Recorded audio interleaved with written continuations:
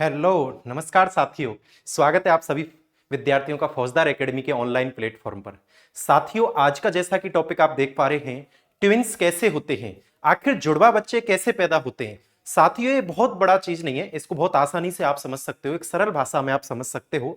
कैसे कि ट्विंस दो प्रकार के होते हैं, जुड़वा बच्चे दो प्रकार के होते हैं। जैसा कि आप देख पा रहे हैं, एक कैसा होगा बच्चा जिसके अंदर एक लड़का हो सकता है, एक लड़की हो सकती है, मतलब नॉन आइडेंटिकल होंगे, एक दूसरे से मैच नहीं करेंगे, नॉन आइडेंटिकल। और एक ऐसे होते हैं जो दोनों ही एक जैसे दिख रहे हैं, जैसे आप देख रहे हो ये दोनों खिलते हुए हंसते हुए दोनों दिख रहे हैं, ये एक जैसे आपको दिखाई दे रहे हैं, इनको बोलते हैं आइडेंटिकल ट्विंस। तो जुड़वा बच्चे कितने प्रकार के होंगे? दो प्रकार के। मतलब ट्विंस कितने प्रकार के हैं? दो, आइडेंटिकल और नॉन आइडेंटिकल। नॉन आइडेंटिकल कैसे होते हैं? सामान्यतः देखो, जब मादा के शरीर से जब क्या होता है, ओवम निकलता है, और वो ओवम उसके साथ जब कोई शुक्राणु स्पर्म फ्यूज करता है, तो ओवम और शुक्राणु मिलकर के क्या बनाएंगे? जाइगोट।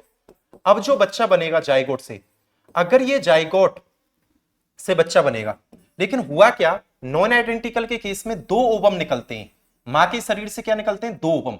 तो दो शुक्राणु फ्यूज करेंगे, दो स्पर्म फ्यूज करेंगे, तो एक बच्चा तो इनसे बनेगा और एक बच्चा इनसे बनेगा।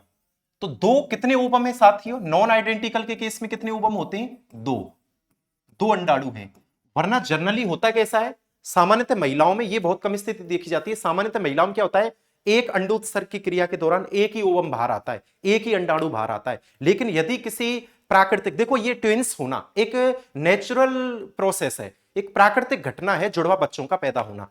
अब क्या होता है, दो ओवम आ गए, तो दो शुक्राणुओं से फ्यूज हुए, अब दो बच्चे बन गए, एक बच्चा इनसे बनेगा और एक बच्चा इनसे बनेगा। ये होने वाले बच्चा नर हो सकते हैं या मादा हो सकते हैं, या नर और मादा दोनों हो सकते हैं, मतलब या बेटा हो सकता है या बेटी हो सकती है, कुछ भी हो सकते हैं। और ये अलग ओवम और अलग शुक्राणु, अलग ओवम अलग शुक्राणु से बन के मिले हैं, ये एक जैसे दिखाई नहीं देंगे। जैसे कि इसमें ये लड़की है और ये लड़का है, तो ये नॉन आइडेंटिकल हो गए।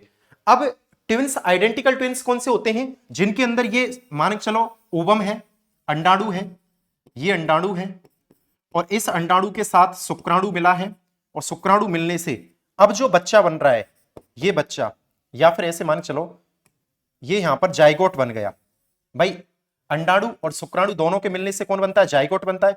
अब इस जाइगोट में विभाजन हो जाए, इस जाइगोट में विभाजन हो जाए, तो एक बच्चा इससे बनेगा और एक बच्चा इससे बनेगा। पर ये दोनों ही बच्चा एक ही जाइगोट से बने हैं, एक ही जेनेटिक मटेरियल से बने हैं, तो ये दोनों एक जैसे दिखाई देंगे।